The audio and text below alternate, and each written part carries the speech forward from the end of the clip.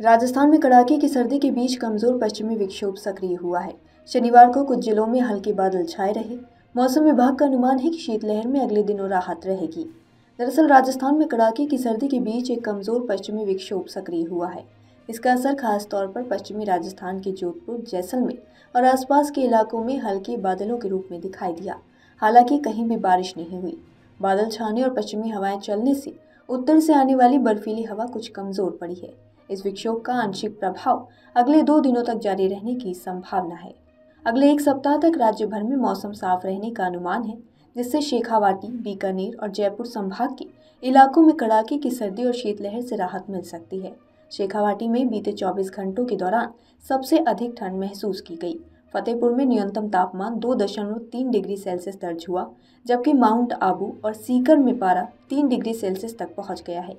अलवर में 5 और दौसा में 4.3 डिग्री सेल्सियस तापमान रिकॉर्ड किया गया।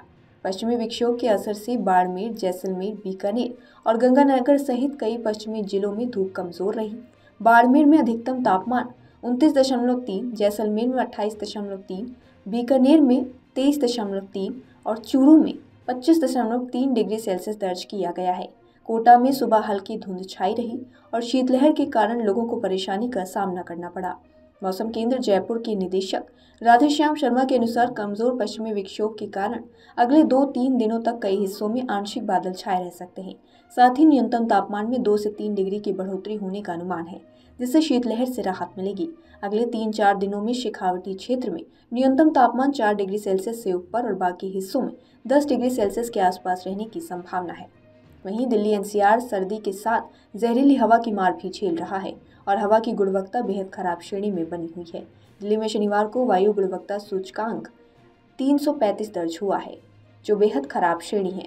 पहाड़ों से आ रही बर्फीली हवाओं ने ठिठुरन बढ़ा दी है।